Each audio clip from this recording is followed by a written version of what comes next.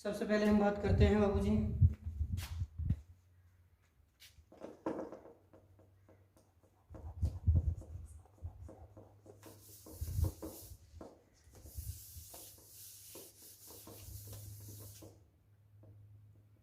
त्रिकोणमिति के बारे में। तो त्रिकोणमिति जो हमारे पास ट्रिगोनोमेट्री है,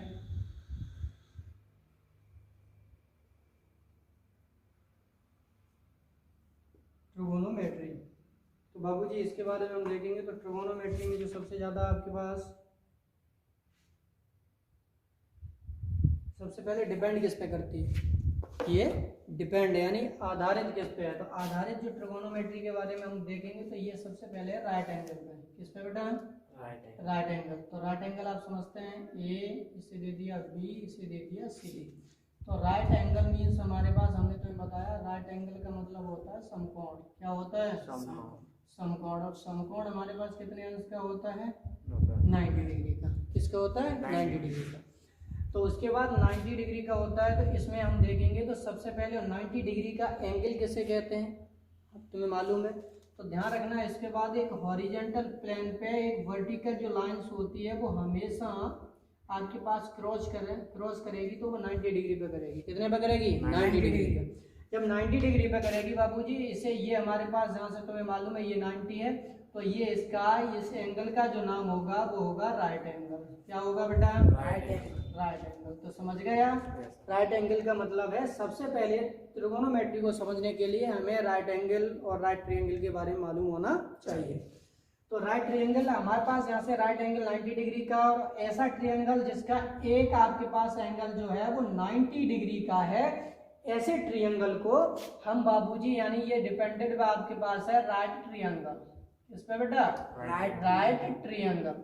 तो यहाँ से राइट ट्रायंगल के बारे में मैंने तुम्हें बताया कि ऐसा आपके पास ट्रायंगल जिसका वन आपके पास जो एंगल है वो 90 डिग्री का होगा, दैट्स नेम होगा राइट ट्रायंगल। क्या होगा? Right triangle. अब राइट ट्रायंगल के बारे में मैंने तुम्हें बता दिया, तो 90 होता है। उसके बाद राइट ट्रायंगल के अंदर एक चीज होती है कि आपके पास दो सबसे जो लार्जेस्ट आपके पास आर्म होती है, लार्जेस्ट साइड होती है, उसका स्क्वायर अन्य दो साइडों के स्क्वायर के इक्वल होता है। मैंने तो बताया जिसे पाइथागोरियन थ्योरम कहते हैं। ठीक है, तो इसमें मैंने तुम्हें क्या बताया, तो सबसे पहले हम ये फाइंड करते हैं कि इसमें 3 होते हैं। एक होता है हमारे पास बाबूजी परपेंडिकुलर। क्या होता है? परपेंडिकुलर। और दूसरा हमारे पास जिसे हम नॉर्मल भी कह देते हैं। क्या कह देते हैं? नॉर्मल। दूसरा हमारे पास होता है बेस। क्या होता है? और तीसरा होता है हमारे पास हाइपोटेनस। क्या होता है? हाइपोटेनस। तो हमारे पास जहाँ से देखेंगे हाइपोटेनस होता है। अब इनमें से हम फाइंड कैसे करेंगे? जनरली P से हम दिखा देते हैं परपेंडिकुलर को, और B से दिखा देते हैं हम बेस को, और H से दिखा देते हैं हम हाइपोटेनस को। ओके, तो उसके बाद जहाँ से देखो, तो हमने तो बताया था पहले, अंडरस्टैंड करा चुके हैं, लेकिन एक बार फिर देख लीजिए। 90 डिग्री के ठीक अपोजिट जो साइड होती है उसे हम हाइपोटेनस कहते हैं। क्या कहते हैं? हाइपोटेनस। उसके बाद बाबूजी कोई सा एंगल, अब इनमें क्या होता है, परपेंडिकुलर बेसिस जो आर आपके पास ट्रांसफॉर्मेशन, उनका ट्रांसफॉर्मेशन इसलिए होता रहता है, चेंज होते रहते हैं। यदि नीचे वाला एंगल ये आपके पास लो एंगल लेंगे जैसे थीटा, तो इसके थीटा के जस्ट अपोजिट हमारे पास P हो जाएगा, और जो बचेगा उसका नाम होगा B यानी बेस। क्या होगा? बेस। यदि हम डिग्री ऊपर वाले के लिए हम बात करें, इसी ट्रायंगल यही है हमारे पास ABC, ये तो हमारे पास 90 था, so this arm is hypotenuse always. अगला लेकिन एंगल हम ऊपर वाला ले रहे हैं, इसकी मीन्स हमने ले लिया अल्फा, लेट कर लिया है। तो अल्फा अपोजिट साइड P, और जो आपके पास रह गया वो क्या बचा? B। तो आपके पास ये कन्वर्ट है, ये चेंजेबल है, ये चेंज होते रहते हैं according to angle, minimum angle यानी न्यूनतम कोण। ठीक है, तो उसके बाद ये आपके पास चेंज होते रहते हैं। तो इसमें हम सीखे कि नहीं सीखे बाबूजी? आप सीखे या नहीं सीखे? इसमें 90 के जो अपोजिट साइड होती है वो हमेशा हाइपोटेनस कहलाती है, जिसे हिंदी में तुम्हें मालूम है बाबूजी कर्ड कहते हैं। क्या कहते हैं? कर्ड। अब उसके बाद जहाँ से देखो अल्फा के यानी किसी भी न्यून कोण के आपके पास जो अपोजिट एंगल होगा परपेंडिकुलर, इसका मतलब होता है लंब। क्या होता है? लंब। और बेस का मतलब होता है आधा। तो आप समझ गए कि नहीं समझे? Yes sir. तो यानी लंब, कर्ण और आधार। तो उसके बाद इसे हम देखने के बाद तो आपने समझा कि लंब कौन सा होगा, कर्ण कौन सा होगा, आधार कौन सा होगा। इसी तरह एच का मतलब इसमें भी आप समझ गए, ये कर्ण था, ये हमारे पास इसके लिए आधार था, ये हमारे पास क्या था, लंब था। एक हमारे पास देख लीजिए, बताइए फटाफट।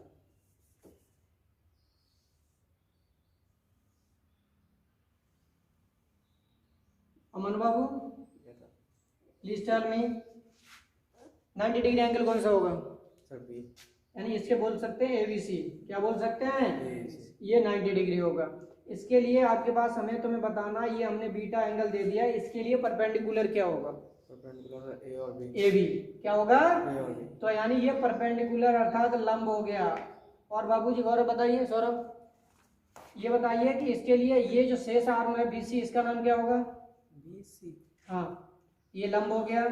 ये वाला, ये अपोजिट साइड तुम्हें मालूम है हाइपोटेनस, इसका नाम क्या हो जाएगा? कर्ण हो जाएगा। क्या हो जाएगा? कर्ण हो जाएगा। और ये वाला जो हमारे पास रेमेन में बचा है, इसका नाम क्या हो जाएगा? आधार यानी बेस कह देंगे। तो आप क्लियर हो गए कि नहीं हो गए? तुम्हें समझ में नहीं आ रहा है अभी? क्या समझ रहे हो? कहाँ तुम्हारा दिमाग? अगला देखिए, पीसी यानी किसी भी एंगल के लिए लेंगे। अब एंगल के लिए कोई सा एंगल दे रहा है यानी 90 डिग्री से कम होगा। कैसा होगा? कम। इसका नाम न्यून कोण होता है। क्या होता है? न्यून कोण। तो ये 90 डिग्री से कम है, तो इसीलिए इसे हम न्यून कोण के जस्ट अपोजिट लंब होता है, 90 डिग्री के जस्ट अपोजिट हाइपोटेनस यानी कर्ण होता है। बचा सो क्या कहलाता है? आधार कहलाता है। तो इसी तरह से आप दोबारा फिर हमें बताइए, हम इसे साफ कर देते हैं। ये वाला एंगल ले लेते हैं। अब इनके नाम बताइए। अल्फा के लिए बताइए लंब कौन सी आर्म होगी? अल्फा। अल्फा के जस्ट अपोजिट कौन सी आर्म है? देखो देखो, इसके जस्ट अपोजिट, इसका मतलब ये, इसका नाम हो गया बीसी। क्या हो गया? बीसी। बीसी। तो बीसी इज लंब आपके पास जिसका परपेंडिकुलर 90 अपोजिट हमारे पास हो गया हाइपोटेनस, इसका मतलब कर्ण। और जो रिमेन में बचा वो क्या हो गया? अभी भी समझ में नहीं आया? एंगल, जो भी एंगल लेंगे, अल्फा बीटा गामा, यहाँ पर 30 डिग्री भी हो सकता है। कितना हो सकता है? 45 भी हो सकता है। 90 से कम है और उसके जस्ट अपोजिट, उसका नाम क्या होगा? लंब। उसके बाद 90 के अपोजिट क्या होगा? कर्ण। और रिमेन में जो आर्म रह जाएगी, साइड रह जाएगी, वो क्या कहलाएगी? आधार यानी बेस कहलाएगी। Are you understand? अगला आपके पास जहां से देखेंगे, अगला पॉइंट आता है, तो 90 डिग्री एंगल होना चाहिए। होना चाहिए। तो उसके लिए मैंने तुम्हें बताया, इसमें आप समझ गए, आप इसमें समझे कि राइट एंगल यानी समकोण यानी 90 डिग्री। अगला पॉइंट हमारे पास आता है 90 डिग्री के अपोजिट हमने हाइपोटेनस, कोई थीटा ले लिया, इसके लिए P और इसके लिए क्या हो गया? B। इसके लिए पाइथागोरन आपके पास पाइथागोरस प्रमेय के अनुसार, पाइथागोरस प्रमेय के अनुसार, तो हमारे पास जहां से देखेंगे पाइथागोरस प्रमेय से इनमें क्या लगाया था कि कर्ण का वर्ग, क्या बाबूजी? कर्ण का वर्ग बराबर हमारे पास फॉर्मूला लिखाया था लंब का वर्ग प्लस के आधार का वर्ग। लंब का वर्ग प्लस के आधार का। अब बाबूजी कर्ण बराबर हमने तुम्हें अमन बाबू अंडरस्टैंड कराया था कि कर्ण यदि वर्ग हटा देंगे, स्क्वायर हटा देंगे, तो इधर रूट लगा देंगे, तो यहाँ से हो जाएगा लंब का स्क्वायर प्लस के आधार का स्क्वायर। अब ये हमारे पास पाइथागोरस प्रमेय होती है। क्या होती है?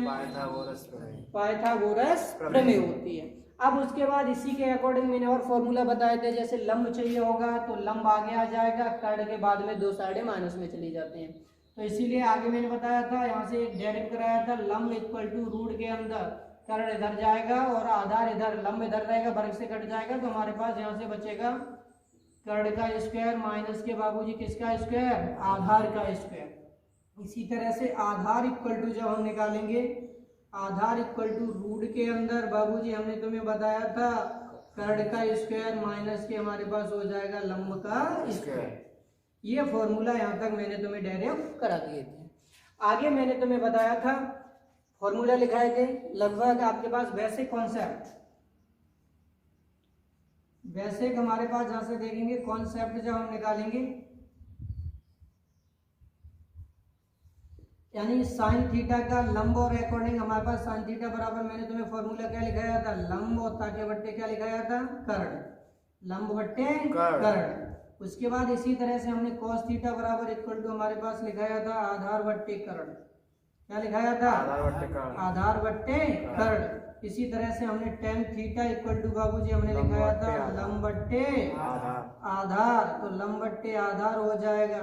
अगला लिखाया था कोड थीटा इक्वल टू हमारे पास आधार और उसके बट्टे हमारे पास क्या हो जाएगा लंब, आधार बट्टे लंब हो जाएगा। अगला सेक थीटा इक्वल टू बाबूजी हमने लिखाया था कर्ड बट्टे यानी बाबूजी कर्ड और बट्टे हमारे पास हो जाएगा आधार। उसके बाद कोसेक थीटा बराबर हमने लिखाया था कर्ड और अपॉन हमारे पास क्या लिखाया था लंब लिखाया था।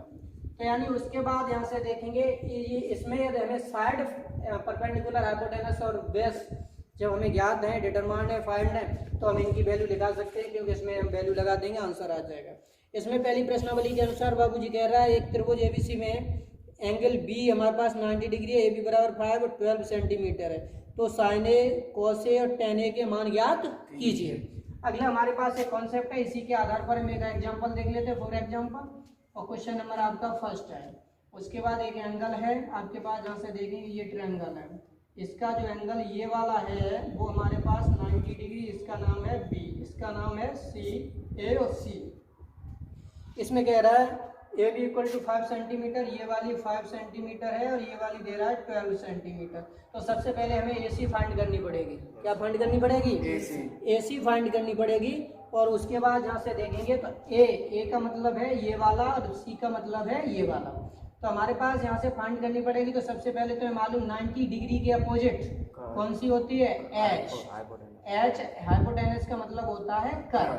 अब ए के लिए इसमें क्या क्या ज्ञात करना है? Sine A cos A ten ए। ए के लिए अपोजिट एंगल क्या हो जाएगा? लंब, यानी 12। और शेष रिमेन में बचा तो हमारे पास क्या हो गया? आधा। अब जैसे साइन सी के वैल्यू पूछी थी तो सी के लिए ये वाला लंब हो जाता, ये वाला आधार हो जाता। आ गया समझ में कि नहीं? ए के लिए सो ए अपोजिट हमारे पास लंब होगा, A opposite B C is perpendicular. अगला हमारे पास यहाँ से हो गया, तो ये फाइंड कर लिया तुमने। अब अगला पॉइंट है हमें कर्ड ज्ञात करना। कर्ड के लिए हमने आपके पास फॉर्मूला लिखाया रूट के अंदर लंब का वर्ग प्लस के आधार का वर्ग। तो बाबूजी लंब हमारे पास है 12 का वर्ग प्लस के 5 का वर्ग, तो रूट के अंदर 144 प्लस के 25 ऐड करेंगे 169, ये स्क्वायर कितने का होता है? तो 13 सेंटीमीटर। अब बाबूजी हमें ज्ञात किस किस की वैल्यू करनी है? Sine A. तो sine A equal to formula हमें मालूम है बाबूजी लंब बट्टे कर्ड, लंब बट्टे कर्ड। सो लंब बट्टे कर्ड, तो लंब की वैल्यू हमारे पास कितनी है? 12, और कर्ड की वैल्यू हमने कितनी फाइंड कर ली है? 13, तो 12/13। अगला हमारे पास पूछ रहा है टेन ए, क्या? तो लंब बट्टे आधार, लंब बट्टे आधार। अब बाबूजी लंब हमारे पास 12 है, आधार का मान 5। अब हमारे पास जहाँ से देखेंगे कॉस ए, कॉस ए बराबर हमारे पास आधार और बट्टे हमारे पास होता है कर्ड, आधार बट्टे कर्ड। तो बाबूजी यहाँ पे 5 और बट्टे हमारे पास 13। तो दैट आंसर हमारे पास इस तरह से आ रही हूँ। I hope you have understood.